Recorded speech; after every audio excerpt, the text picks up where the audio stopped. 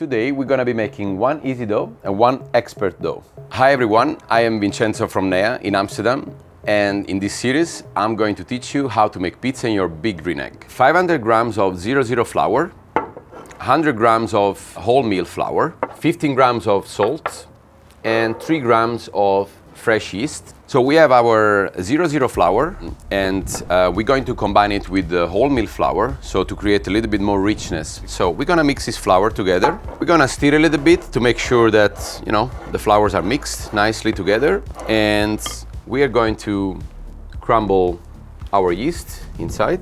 We can dilute in the water or just crumble it inside. However is going to be in our dough. And we are starting with pouring like majority of the water. And in this phase, what we're gonna do is we're not going to get our hands dirty immediately, but we're gonna use a wooden stick, because in this way, we're going to form an homogenic mass without getting too messy. We will start to pour our 420 grams of water. Let's say that we're going to put like a good 80% of it. And we stop, and we're going to start to stir so that we can obtain in a couple of minutes only one shape out of this. It's going to crumble a little bit. That's a sign that we need a little bit more water, and we keep mixing. The best is to rotate the bowl while you rotate and use the wooden spoon. Basically what we are doing, we are emulating what a dough machine does. At this point it will be a little bit sticky, but we're going to try to make something that it's very easy to manage for everyone.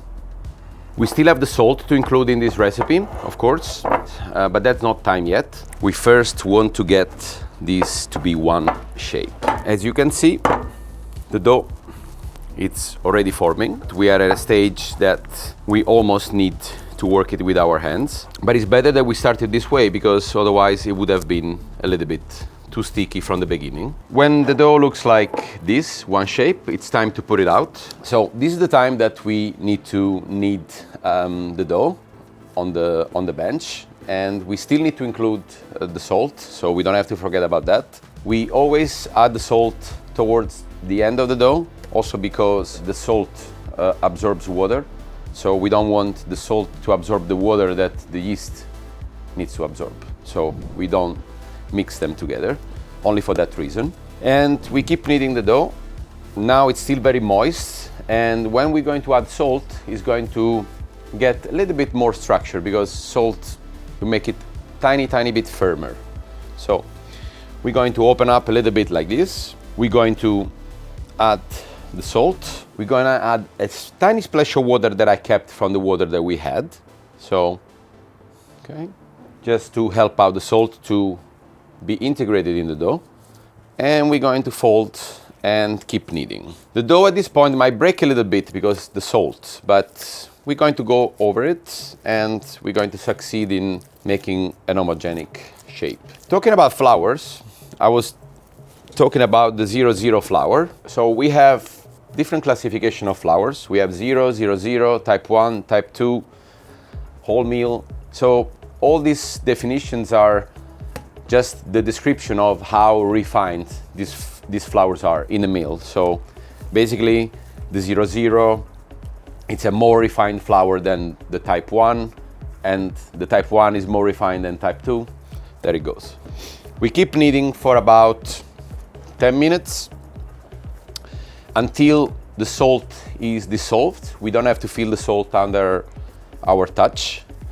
And at the moment I don't feel it anymore, so it means that the salt is absorbed. So what we're going to do now is a stop. We're gonna have a rest in the bowl again, covered, and this will allow the gluten to form without us stressing it. So our dough has rested for 10-15 minutes. So as you can see, the dough is already more expandable than before, and we're going to keep kneading, but this time you will see that it gets smoother and smoother as we talk. And we keep kneading for another 3 to 4 minutes, but this is almost a dough ready to sleep for the day or for 8 hours. After a few minutes of kneading, we will see that the dough will become less and less sticky. Okay, so when we see that our dough is smooth and not sticking anymore, it's ready to proof, and we're going to put it back in the bowl. Most important, cover with film and rest for 8 hours at room temperature, which means we want a temperature in between 22 and 25 degrees maximum. Right, so let's see how to make a more expert dough.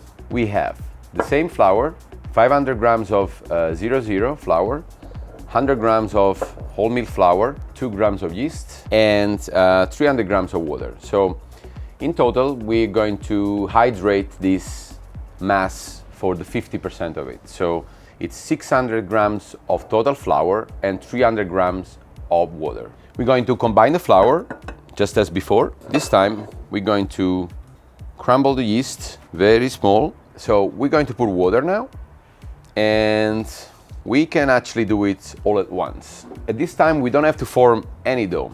We just want to mix flour and water together. This is the time to get a little bit dirty with your hands, but we're going to do this. We don't need to make any movement to create or to have something that resembles the dough. So at this time, at this point, we are creating something that it's very crumbly, while before we were creating something very smooth and homogenic to make the dough. This time we want to create something rough. We don't want to activate all the processes that a dough has.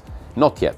So after we reach this stage, which basically shows that there is no dry flour anymore in the bowl, and we just have to make sure that we are not trying to create the dough. So whenever this crumble, they want to form and they start to like become a dough, we need to stop. We need to stop because we are not forming the gluten yet. After we reach this stage, we want to store the biga in a container, and we want to fill up only 1/3 of its capacity in order to let it breathe through the night or through the hours. We want to put the container for 3 hours at our room temperature, which we define in between 22 and 25 degrees. And after that, we are going to go to the fridge for 10 to 14 hours. After 3 hours at room temperature and 12 hours in the fridge, our biga, which we kept covered, of course, looks more like a dough, but it's not formed yet. And that's what we're going to do now. So we're going to break it, basically, and put it in our dough mixer. I suggest to handle this dough with a dough mixer and not by hand, like the easy dough. It's very difficult to knead it by hand. And we'll keep breaking to prevent the forming of one mass immediately. So we want to distribute equally in the bowl. Then we have basically our remaining water. I want to remind you that we used 300 grams of water for 600 grams of flour. Our total recipe is 420 grams of water, which means that we have 120 left here, which we're going to include in this dough. So we put all the pre-ferment, that's how we call it. It's a pre-ferment, this biga, in the machine. Together with, we still have the salt, 15 grams of salt, and the water. We're going to add up a little yeast, depending on the day. If it's a cold day, we might put like a gram more, but let's stay in the parameters of 1 or 2 grams per kilo of flour in total. So we're gonna add some yeast just to give a starter, a push. We're going to add up a little splash of the water to start the machine. And we can always keep some dusting flour here, and this will help the machine to grab the dough in a little bit easier way. So this is just like a trick, not really in the recipe. And we're going to start our machine at like low, medium speed. Adding a little bit of the water. I'm gonna dust a little bit, as I said, and it's definitely helping this machine. We don't exaggerate, otherwise we go out of the recipe. So we are going to knead for about 10 minutes, just to give enough time to the gluten to form. And we keep adding water very gradually. We don't run the risk to have too much water in the vessel of the machine and we just do things as gradually as possible. And we don't have to forget that towards 2-3 minutes before the end of the dough, we're going to add the salt. And we want to always keep a little bit of water to help the salt to dissolve in the dough. So our dough is looking nice. It's already forming some beautiful structure.